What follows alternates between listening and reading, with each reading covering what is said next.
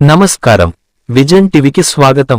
కర్నూలు జిల్లా పెద్దకడబూర్ మండలం కల్లుకుంటలో సామూహిక దాడిలో తీవ్రంగా గాయపడిన గోవిందమ్మను ఎమ్మిగనూరు ప్రభుత్వ ఆస్పత్రిలో దేశాయ్ నెట్వర్క్ అధినేత గురురాజ్ దేశాయ్ పరామర్శించారు.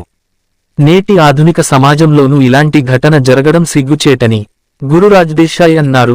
గోవిందమ్మకు ప్రభుత్వం నుంచి న్యాయం చేయాలని ప్రభుత్వాన్ని గురురాజ్ దేశాయ్ కోరారు. మరి కరెంటు పోలుకు స్తంభానికి కట్టివేసి కొట్టడం చాలా దారుణం. ఇప్పుడున్న మన జనరేషన్లో కూడా, ఈ సమాజంలో కూడా మరి సభ్య సమాజం తల దించుకునేలా ఇలాంటి దుశ్చర్యలు మరి మున్ముందు కొనసాగకుండా ప్రభుత్వం కఠిన చర్యలు తీసుకోవాలి. కొన్ని చట్టాలను కూడా మార్చి ఇలాంటివి పునరావృతం కాకుండా మరి గోవిందమ్మకు తగిన న్యాయం చేసి మరి మేమున్నాము అని చెప్పేసి ప్రభుత్వం కూడా ఆమెను ఆదుకోవాలి. అలాగే మేమంతా మరి అన్ని సంఘాల నాయకులు, అన్ని సంఘాల వాళ్ళు, మరి మానవ హక్కుల సంఘం వాళ్ళు కూడా వచ్చి వెళ్ళారని తెలిసింది.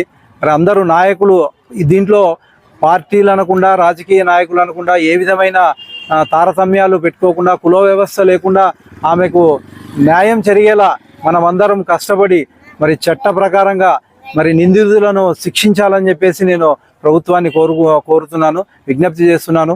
మరి ఆమెకు కూడా మంచి ఆరోగ్యం ఇవ్వాలని, భగవంతుడు మంచి ఆరోగ్యం ఇవ్వాలి, ఆమెకి ధైర్యం ప్రసాదించాలని చెప్పేసి కూడా నేను భగవంతుని ప్రార్థిస్తున్నాను.